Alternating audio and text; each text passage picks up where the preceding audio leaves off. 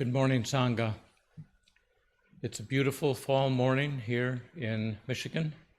I hope wherever you are, you're having a good day, and it's a beautiful day as well.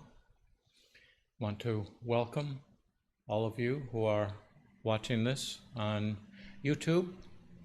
Since we are not able to meet in person, I wish I could see all of your faces. We're going to work on that in the next couple of weeks. So thank you for being here. We're going to start this morning with the three refuges. It's on page 7. If you have your booklets in front of you.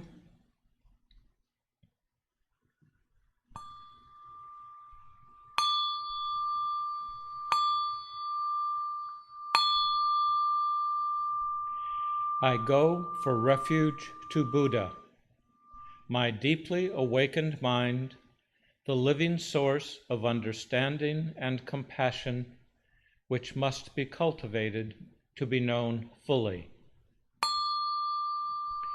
I go for refuge to Dharma, the path of mindful living leading to healing, joy, and enlightenment, the way of peace, which must be cultivated to be known fully. I go for refuge to the Sangha, the loving and supportive community of practice, realizing harmony, awareness, and liberation, which must be cultivated to be known fully. I am aware that the three jewels are within my heart. I vow to realize them. I vow to understand living beings and their suffering. I vow to cultivate loving kindness and compassion and to practice joy and equanimity.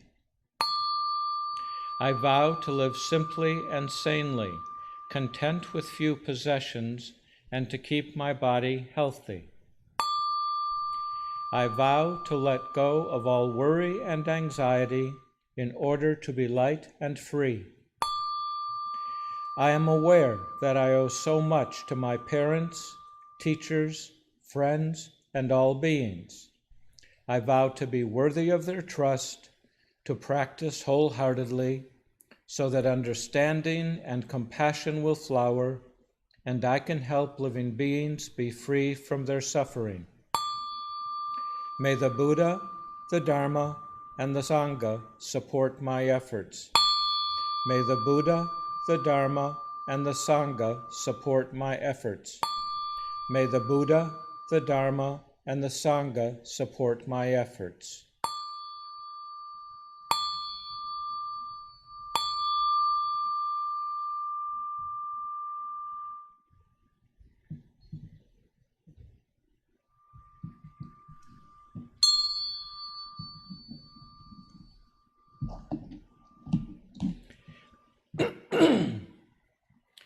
Now we will turn to the next page, the Heart Sutra.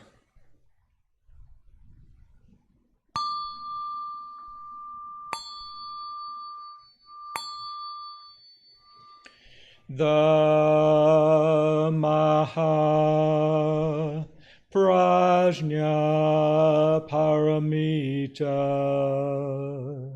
Hridaya Sutra. The Bodhisattva of great compassion from the deep practice of Prajna Paramita perceived the emptiness of all five skandhas and delivered all beings from their suffering. O Shariputra, form is no other than emptiness, emptiness no other than form, form is emptiness, emptiness form. The same is true of feeling, thought, impulse, and consciousness. O Shariputra, All dharmas are empty. They are not born nor annihilated. They are not defiled nor immaculate. They do not increase nor decrease. So in emptiness, no form, no feeling, no thought, no impulse, no consciousness. No eye, ear, nose, tongue, body, mind, no form, sound, smell, taste, touch, or objects of mind, no realm of sight, no realm of consciousness, no ignorance, nor extinction of ignorance, no old age and death, nor extinction of them, no suffering, no cause of suffering, no cease from suffering, no path to lead out of suffering, no knowledge, no attainment, no realization, for there is nothing to attain. The Bodhisattva holds on to nothing but prajna paramita. Therefore the mind is clear of any delusive hindrance. Without hindrance there is no fear. Away from all perverted views, one reaches final nirvana. All Buddhas of past, present, and future, through faith in prajna paramita, attain to the highest perfect enlightenment. Know then the prajna paramita is the great Dharani, the radiant peerless mantram, the utmost supreme mantram, which is capable of allaying all pain. This is true beyond all doubt. Proclaim now the highest wisdom, the prajna paramita. Gate, gate, paragate, parasamgate, bodhisvaha.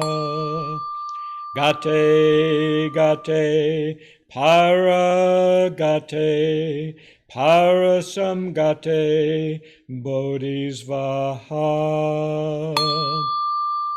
Gate, gate, paragate, parasamgate, bodhisvaha. The Maha Prajna Paramita Hridaya Sutra.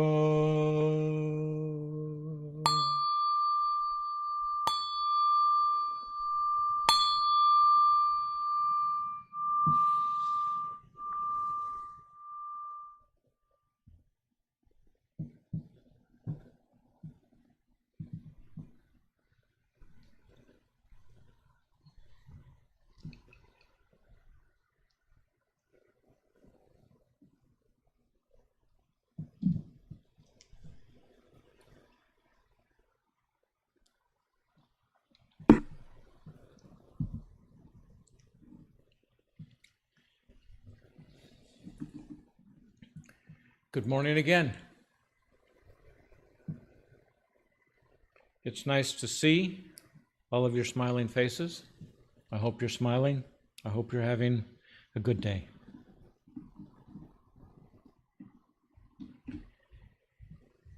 Every 4 years, we have in our country a general election that includes the presidency of the United States. As I'm sure you're all aware at this point, 2020 is that year. Some of you have already voted, as have I. Some of you will vote by mail, while others will go to the polls on Election Day to cast your ballots.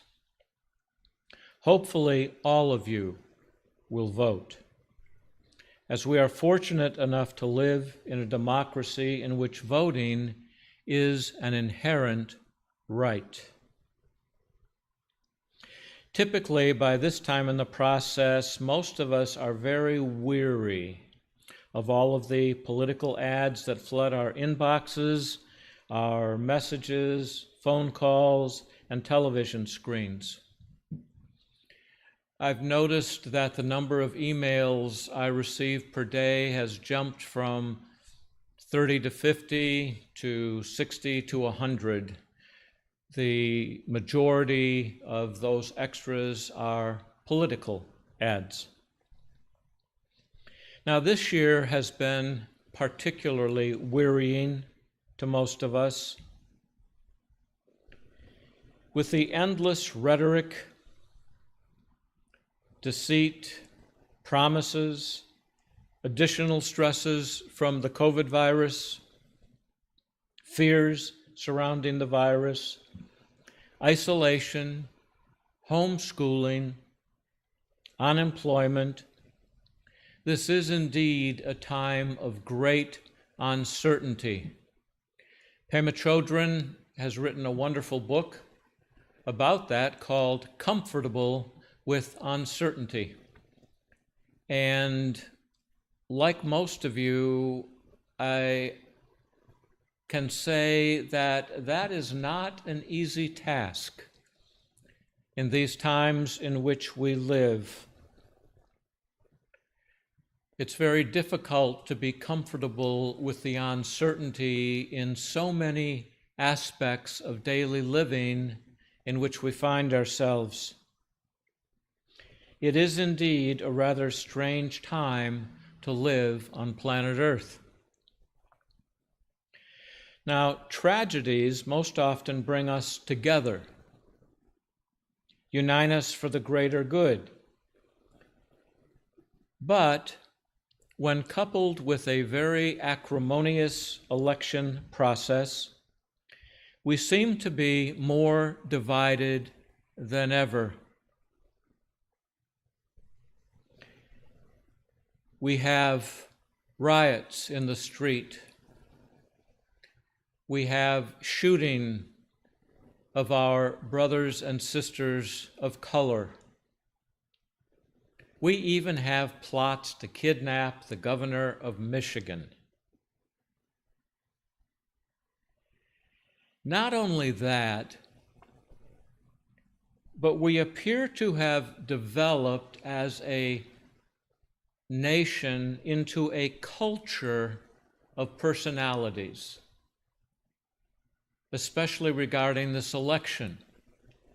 We have Donald Trump and Mike Pence. We have Joseph Biden and Kamala Harris. And it seems that there is very little, if any, middle ground when it comes to favoring one candidate or another.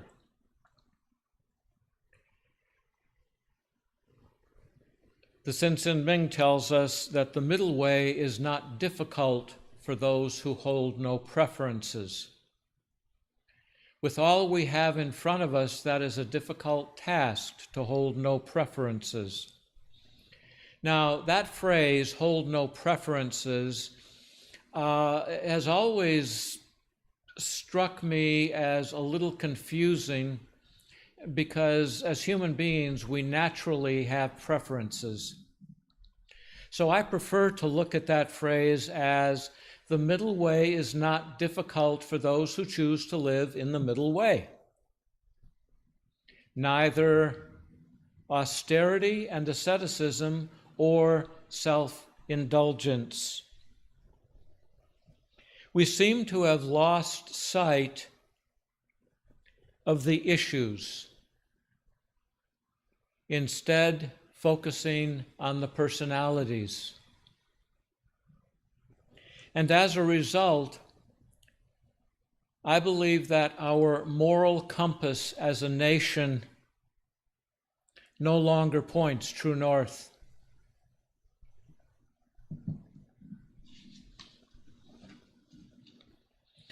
Now, most of the subjects that the Buddha taught were intended for those following the path, primarily monks and teachers or lay people following the path.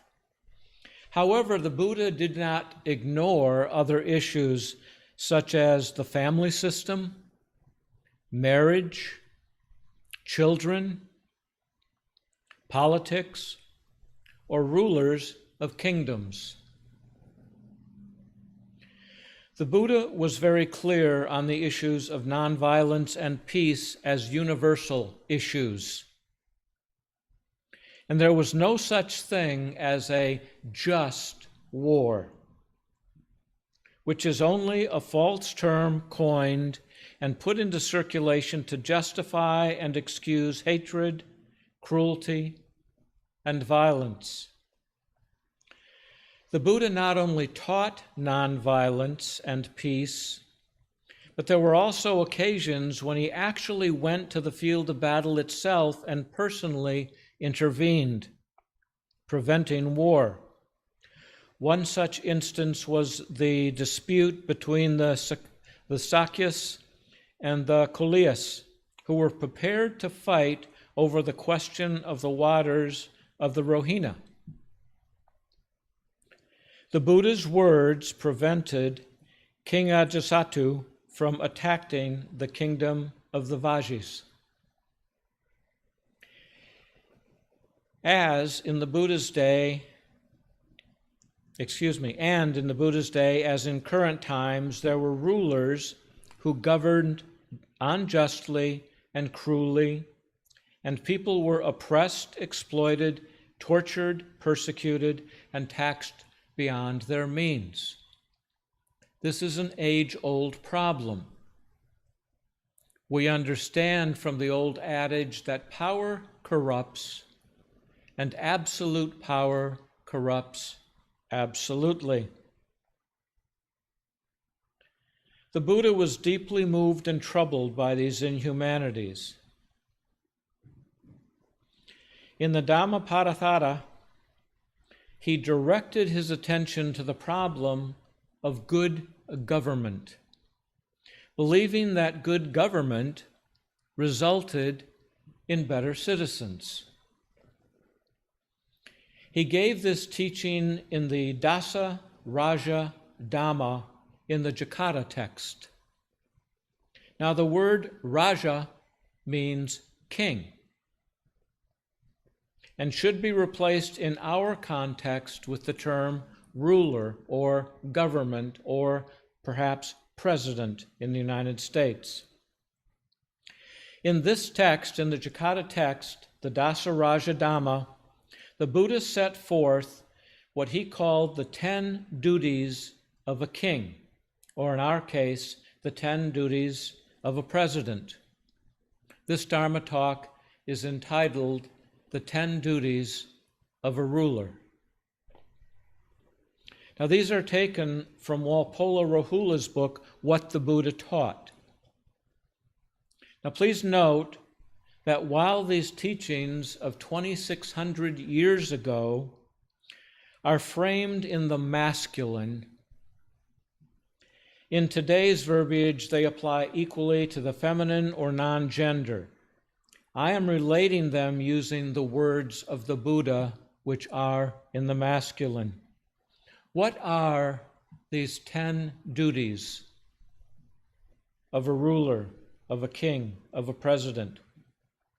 Number 1, the first of the 10 duties of a king is liberality, generosity, and charity, or dana. The ruler should not have craving and attachment to wealth and property, but should give it away for the welfare of the people. Second, a high moral character, which we call sila. He should never destroy life, cheat, steal, or exploit others, commit adultery, utter falsehood, and take intoxicating drinks. That is, he must at least observe the 5 precepts of the layperson. Third, sacrificing everything for the good of the people, he must be prepared to give up all personal comfort, name, and fame, and even his life in the interest of his people. Fourth, honesty and integrity. Ahava. He must be free from fear or favor in the discharge of his duties, must be sincere, and must not deceive the public. Number 5, kindness and gentleness. Madhava. He must possess a genial temperament. Sixth, austerity in habits. Tapa. He must lead a simple life and should not indulge in a life of luxury. He must have self-control. Seventh, freedom from hatred, ill will, enmity. He should bear no grudge against anybody. Eighth, nonviolence, which means not only he should harm nobody, but also that he should try to promote peace by avoiding and preventing war and everything which involves violence and destruction of life. Ninth, patience, forbearance, tolerance, understanding. He must be able to bear hardships, difficulties, and insults without losing his temper. 10th, non-opposition, non-obstruction. That is to say, he should not oppose the will of the people, should not obstruct any measures that are conducive to the welfare of the people. In other words, he should rule in harmony with his people. Now, it's very interesting to me to note that the 5 precepts, or Panchasila, in India's foreign policy are in accordance with the Buddhist principles which Asaka, the great Buddhist emperor of India, applied to the administration of his government in the 3rd century BC.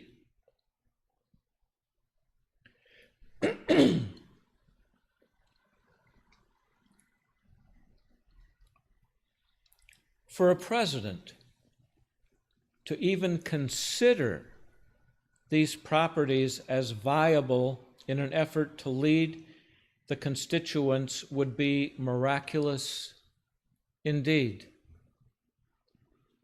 Unfortunately,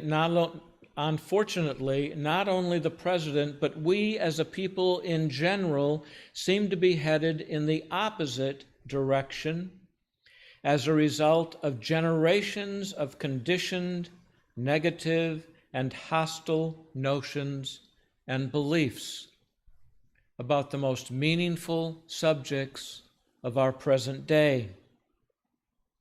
This does not mean that the Buddhist teachings in general are meaningless. What it does mean is that we need to pay closer attention and put in the right effort and necessary time now more than ever to elect individuals that mirror or at least begin to strive for these principles.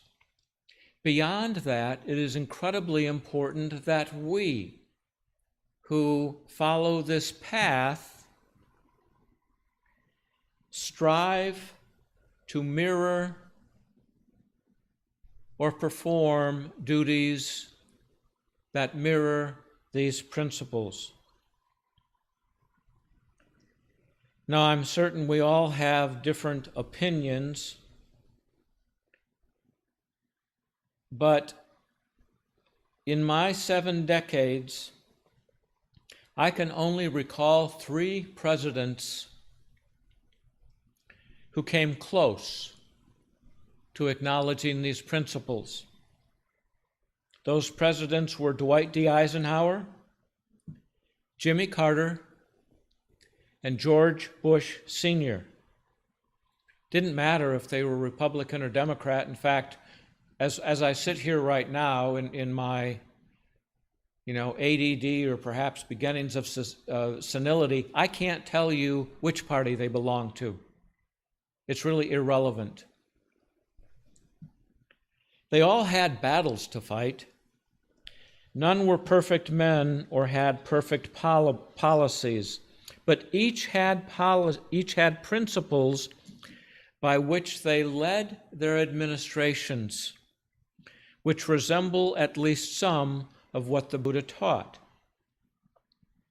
I encourage you to think about who in your lifetime has followed these principles, has mirrored the Buddha's teachings in their own behaviors.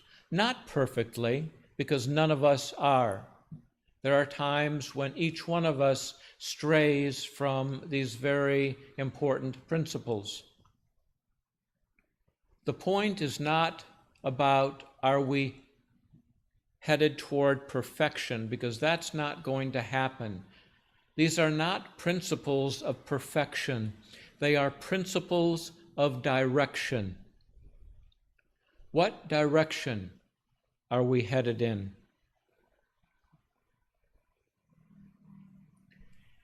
In the weeks ahead, before and after the election, our Dharma talks will refer to the election, perhaps the most consequential election in my lifetime. Now, those of us on the Dharma Council and those who are Dharma teachers, we're not looking for agreement on any level or for any candidate. That is not what this is about. That is not our purpose or job description as spiritual leaders, spiritual teachers of this temple. Our job is purely to create an atmosphere of mindfulness and questioning as you prepare to go to the polls and vote in a little over 3 weeks. This morning we are going to have a guided meditation wherein I am going to review the 10 duties of a ruler one at a time and provide a short time for personal reflection. Prepare yourselves for meditation.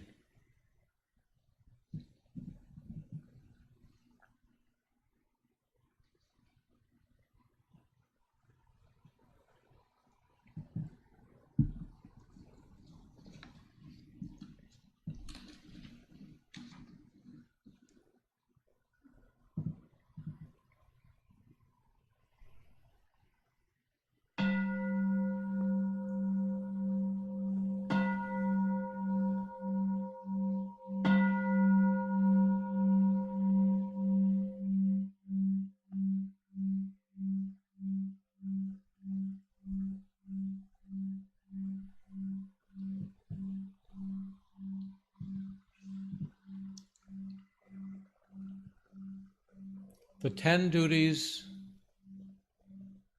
of a king. Number 1, The first of the 10 duties of the king is liberality, generosity, and charity, or dana. The ruler should not have craving and attachment to wealth and property, but should give it away for the welfare of the people.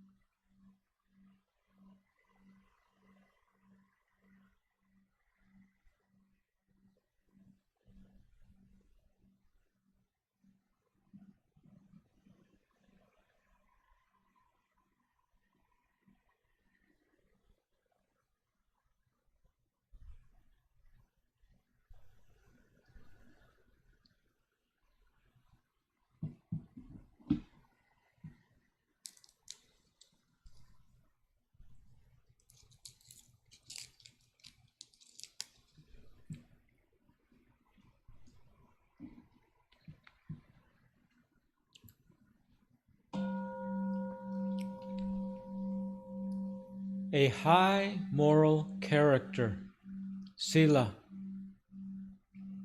He should never destroy life, cheat, steal, or exploit others, commit adultery, utter falsehood, and take intoxicating drinks, or anything that dulls the mind.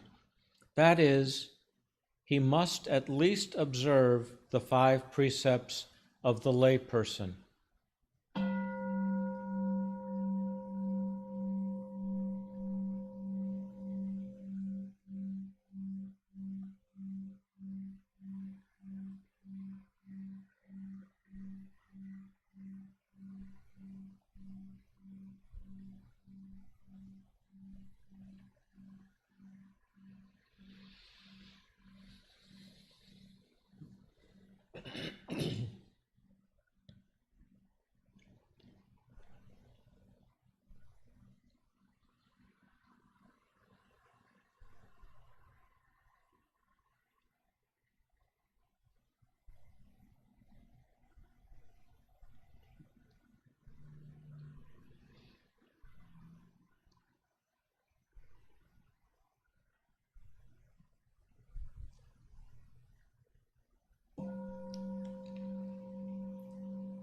Sacrificing everything for the good of the people, he must be prepared to give up all personal comfort, name, and fame, and even his life in the interest of the people.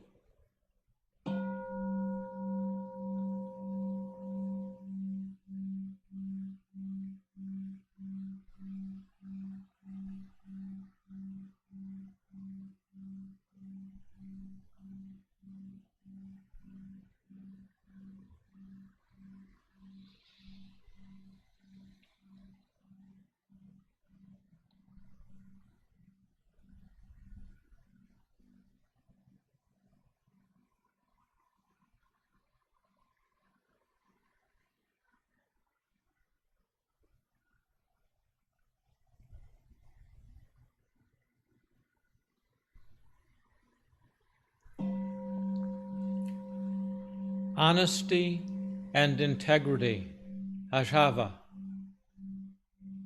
He must be free from fear or favor in the discharge of his duties, must be sincere, and must not deceive the public.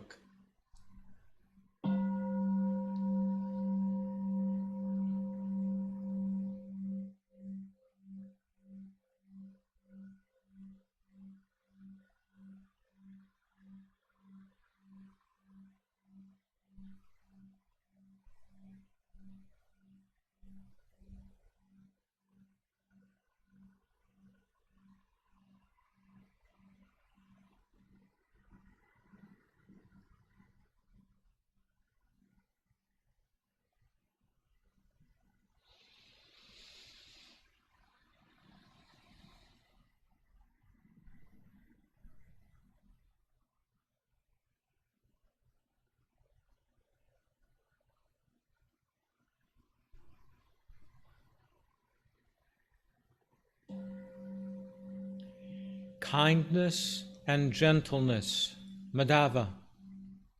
He must possess a genial temperament.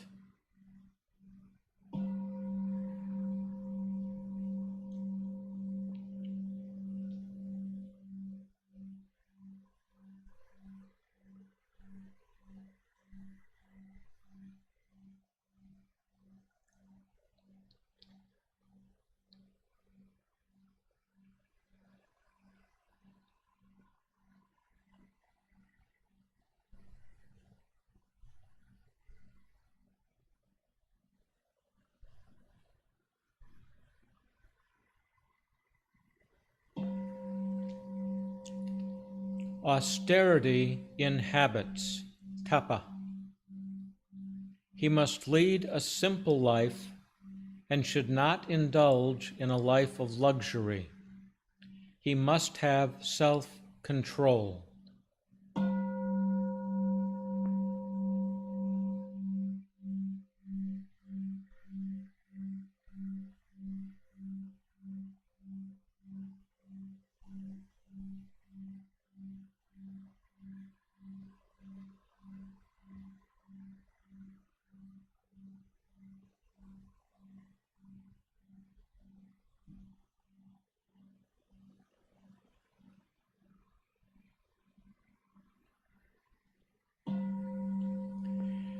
Freedom from hatred, ill will, enmity.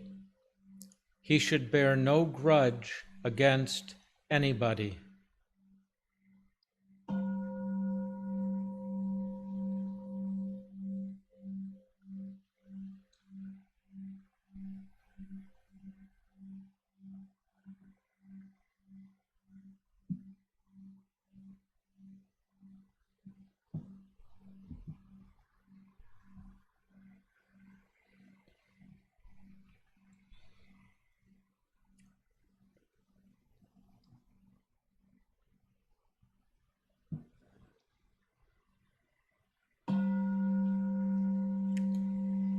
Non-violence, which means not only that he should harm nobody, but also that he should try to promote peace by avoiding and preventing war and everything which involves violence and destruction of life.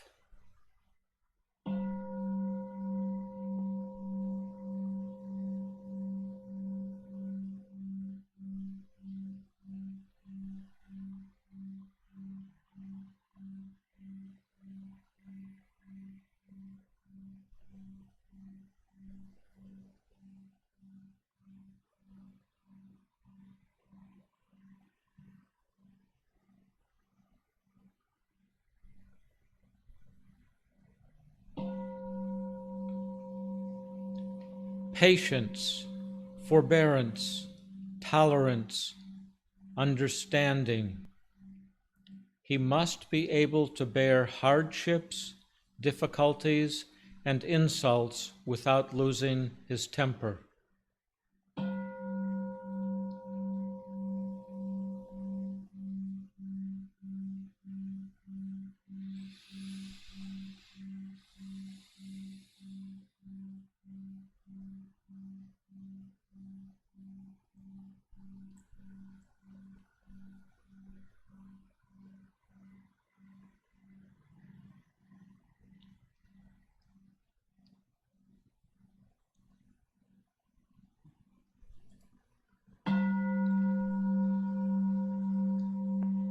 Non-opposition, non-obstruction.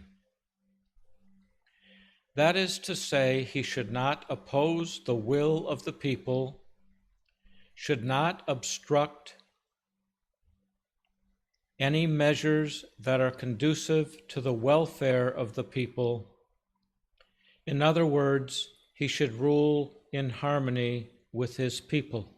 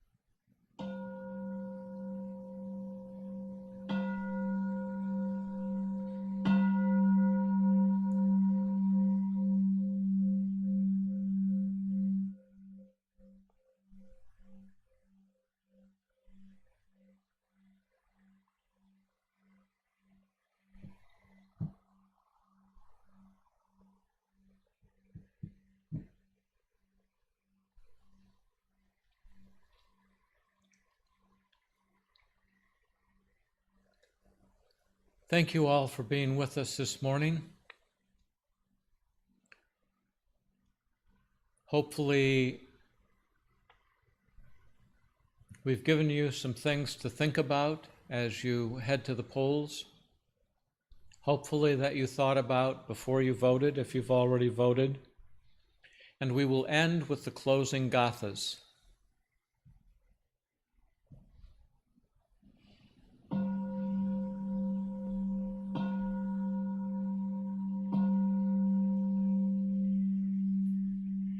For all unskillful action ever committed by me since of old, on account of my beginningless greed, anger, and ignorance, born of my body, mouth, and thoughts, now I atone for them all.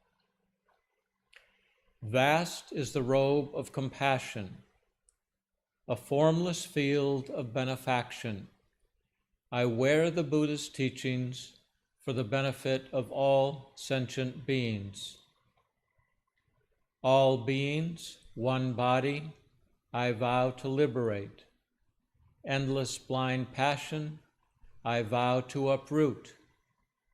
Dharma gates without number, I vow to penetrate. The great way of Buddha, I vow to attain.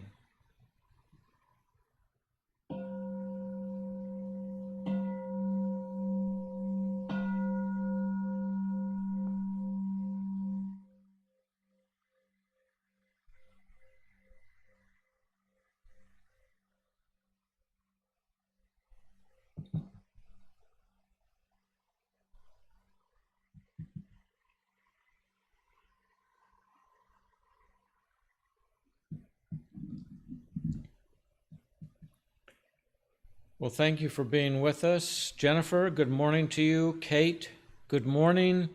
Jeremy, good morning. Hi, Sue, good morning. Z, good morning to you. Ellen and Peter, thank you for your thoughts and hellos to the Sangha. Barbara Olson, thank you, good morning.